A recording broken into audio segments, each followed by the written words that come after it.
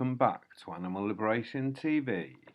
So I'm just going to go straight into this episode 3 on Barry Horne's 20th anniversary memorabilia, a little mini series that I'm doing on the build up to Saturday for his 20th anniversary.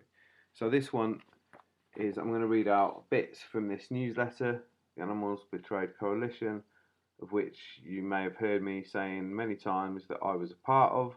That was basically the hunger strike support campaign for during Barry's mammoth 68-day hunger strike. And this one is newsletter number 8, December the 8th, 1998. So it was cold, they were cold, dark days, and they seemed to go on forever because, you know, I was following each day of the hunger strike literally very closely because my partner at the time was visiting him every day in York pretty much, especially when he was in hospital. It was every day he was allowed a visit.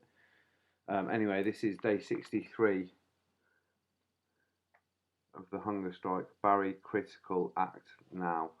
I mean, you know, when the IRA hunger strikers, 10 of them died in 1981 with Bobby Sands, who became an MP during the hunger strike and all that part of history, if you know that. 10 IRA hunger strikers died in one protest. As soon as one died, another one joined, sort of back at the queue, so to speak.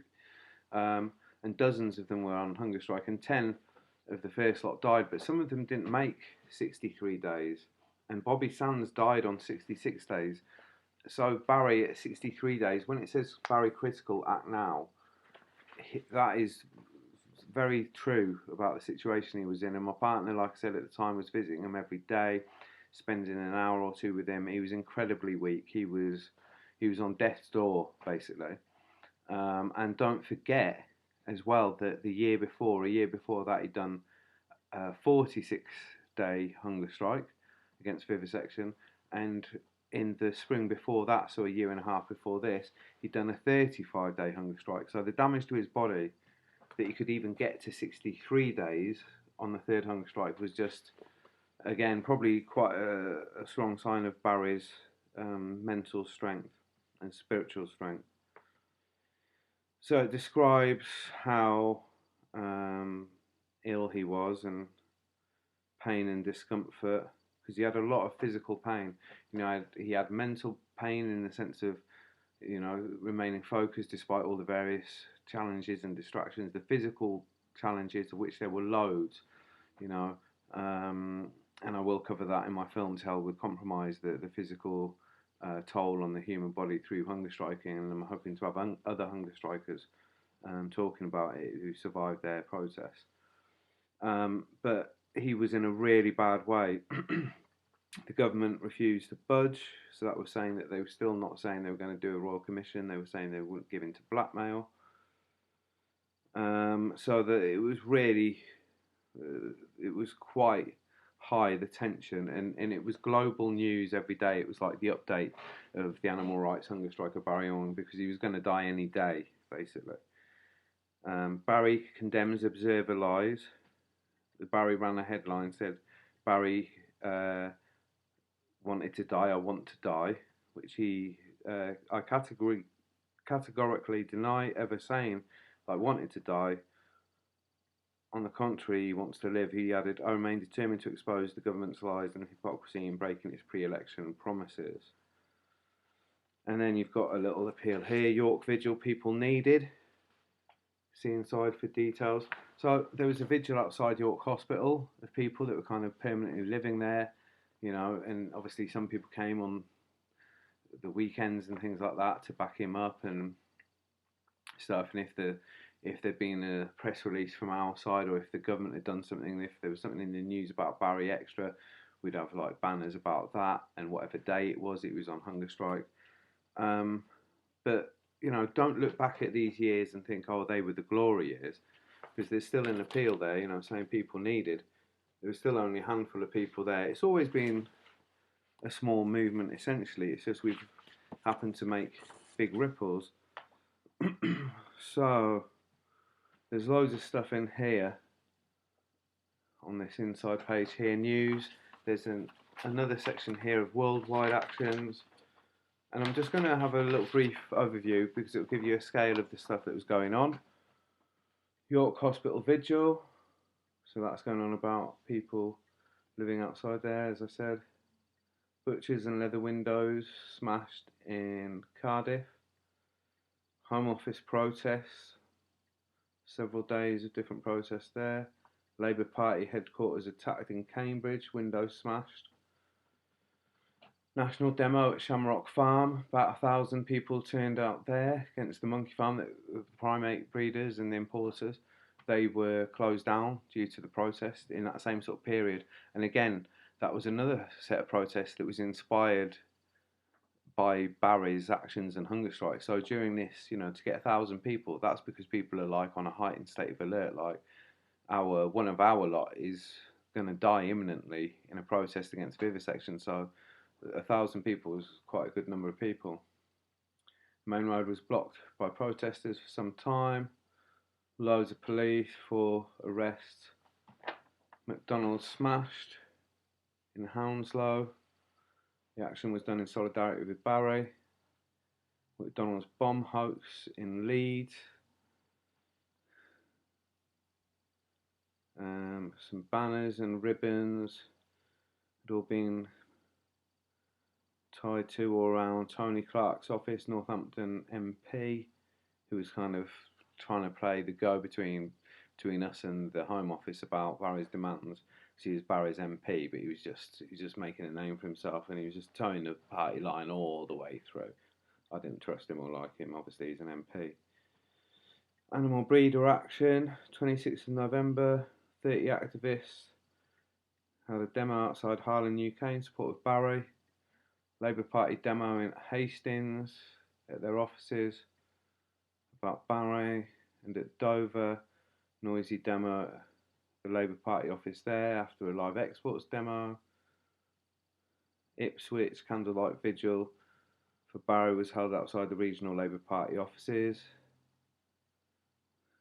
People across the country have been protesting outside labs, Labour Party offices and other premises involved in the abuse of animals.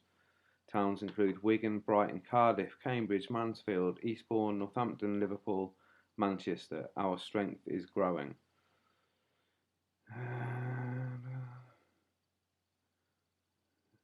Northern Relief Road, Birmingham. Protesters faced eviction and they gave support to Barry. So it's like a road protest, I think, that was giving support to Barry as part of their eviction. Amazing. This looks quite good, this little insert here. Worldwide actions. Okay. So we show that not only was it sort of quite widely supported, Barry was widely supported in the UK by the UK grassroots animal rights movement, but actually all around the world. So let's have a look at these, because these are I always find these really inspiring myself. Germany, British consulate demo, more than 20 people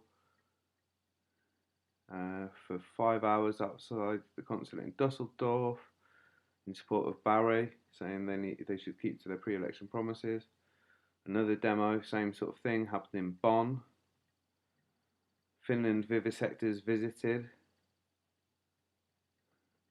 Cars vandalised, tyres and paintwork was damaged, so ALF type stuff. Two vivisectors, they were done in support of Barry. There's been a media explosion in Canada.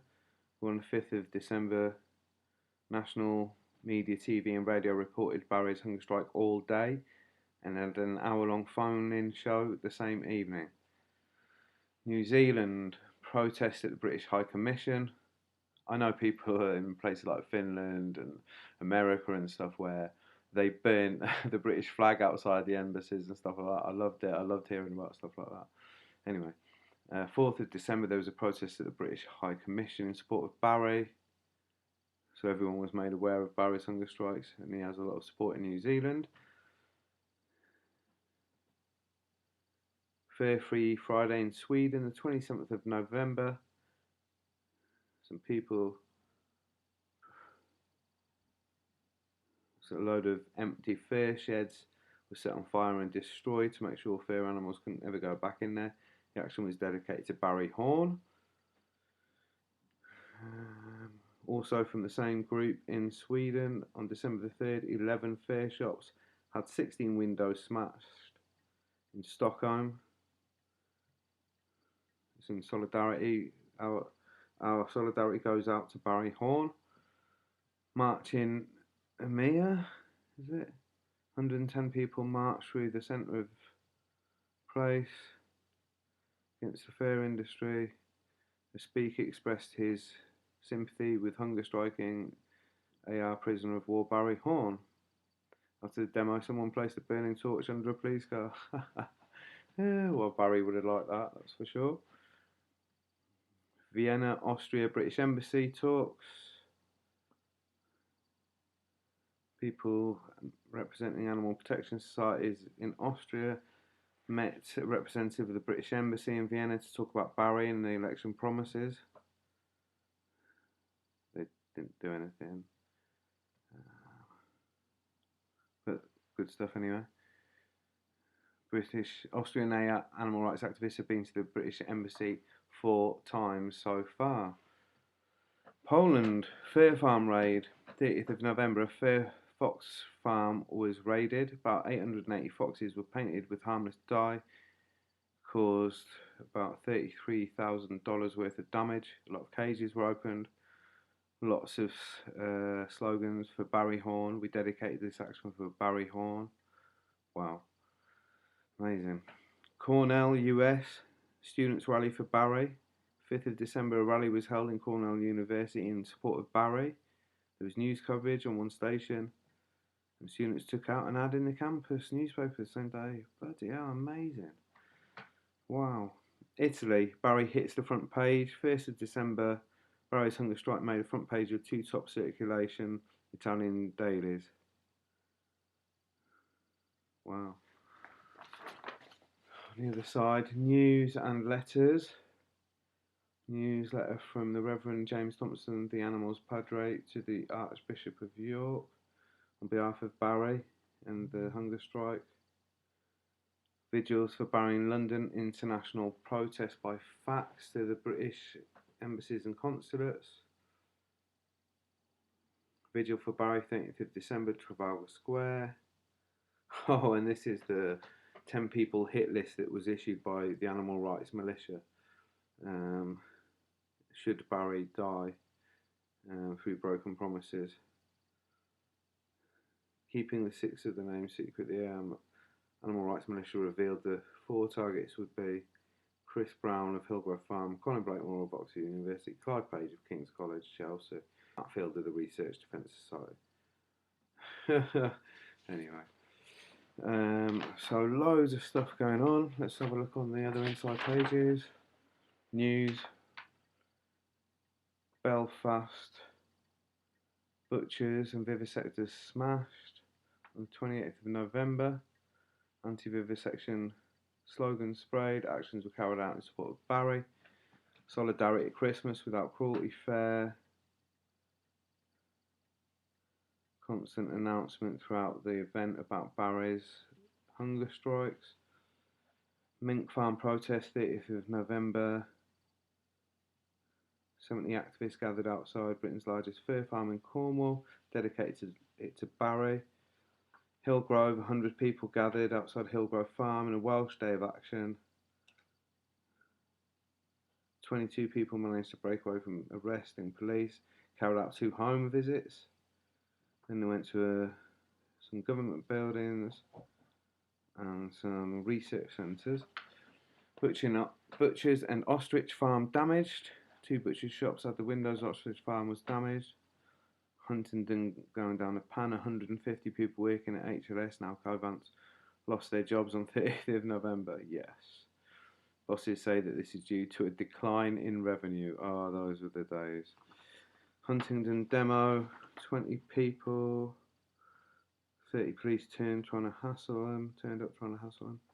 Rosslyn Institute, Scotland.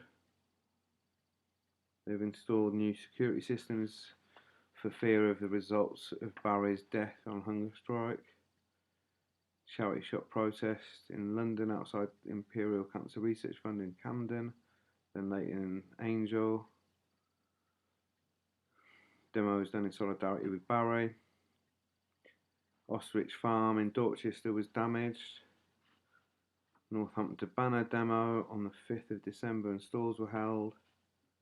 Graffiti in lots of places all around the country in support of Barry. And as I've said before, I did quite a lot of that myself. York Vigil, yeah, it goes on about that again. Then it's got Barry's Demands, which was the Royal Commission into vivisection. And then things you can do. And then forthcoming demos. And there was stuff happening like every day, sometimes 2 things on the same day in different parts of the country. Really busy time, and it was so intense because we were expecting him to die any day. So let me read out a good quote by Barry. It's always easier to see the reasons why we cannot succeed. Always easier to shrug our shoulders and believe that the best we can do is try, almost as a token gesture.